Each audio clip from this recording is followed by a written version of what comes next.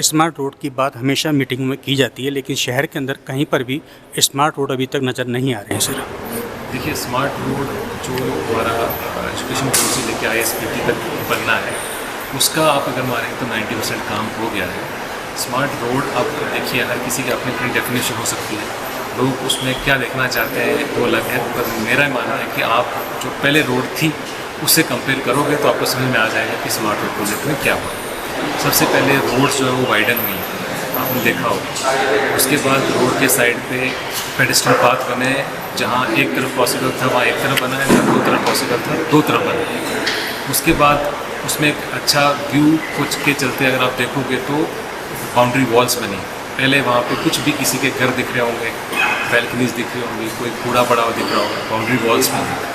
उन boundary walls के ऊपर आप देखोगे टाइलिंग वर्क हुआ है, उसमें मतलब एक एस्थेटिक सेंस से बनाया गया, ग्रिल्स बनाई गई हैं। फिर उनके ऊपर अभी आपने देखा होगा कुछ जगहें हैं जहाँ पे ये मैं मानता हूँ कि कुछ पेंटिंग सर्वे करनी है, वो अभी पेंडिंग है, इसलिए कि हम उसको फिनिशिंग टच देने के बाद करेंगे। तो वो हमारा प्रोजेक्ट वो है। फिर उसमें टारिंग जो है वो अभी हमने टाइप किया है, तभी हम PWD के माध्यम से कोशिश करेंगे कि जो टारिंग भी हो जाए। तो जैसे टारिंग हो जाएगी तब आपको क्लियर स्मूथ राइड ही मिलेगी। उसके अलावा दोनों तरफ जो है ड्रेन और डक्ट बनाई गई है, डक्ट के अंदर ऑप्टिकल फाइबर जा रही है। वो जो उधर से जो इलेक्ट्रिसिटी की अंडरग्राउंडिंग केबल है ST की LT की, वो कम से कम स्मार्ट रोड पे हमने इंश्योर की है। उसमें 100 करोड़ रुपये लगते हैं। उसमें इतना आसान काम नहीं है। तो वहाँ पर बिजली के पोल है, ऑफकोर्स वो शिफ्टिंग में, क्योंकि हम सप्लाई को डिसरप्ट नहीं कर सकते। तो स्टेज वाइज कर रहे हैं, पहले केबल्स डल रही हैं, फिर उसके बाद वो एनर्जाइज होंगी, जैसे वो 100% केबल चली जाएंगे, फिर आपको जो पोल्स हैं वो शिफ्ट हुए हुए मिलेंगे। तो उसके अलावा हमारे जो लाइट्स हैं, जो रोड के साइड पे लाइट है, जहाँ पर रात को भी लोग जो है इसके पास यूज़ कर पाएंगे। तो स्मार्ट रोड का ये कॉन्सेप्ट है। अब आप खुद ही बता सकते हैं कि उसमें से कितना हुआ है कितना नहीं हुआ है। तो इसलिए मैं बोलूँगा कि ऑलमोस्ट लास्ट में 10% काम बचा है, दैट आई एग्री, वो हो जाएगा हमारा अगले 3-4 महीने जैसे प्रोजेक्ट खत्म होता है।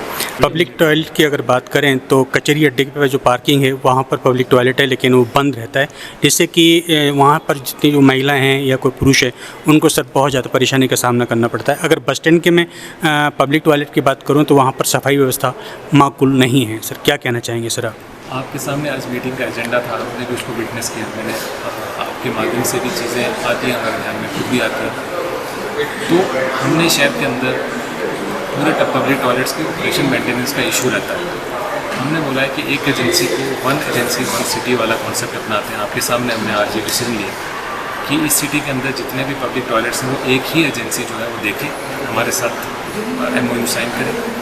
अगर उनको कहीं नुकसान हो रहा है, उनको प्रॉफिटेबल नहीं लगता, हम उसमें गैप फंडिंग करेंगे। आज तक जो व्यवस्था इस तरीके से अधूरी मैं मानूंगा ये है कि फॉर एग्जांपल अगर एक एजेंसी उसने 4 टॉयलेट ऑपरेशन मेंटेनेंस तो वही लिए जहाँ पे फ़ायदा होता है, बाकी के 30 टॉयलेट या बाकी के 20 टॉयलेट जो है वो किसी ने नहीं लिए।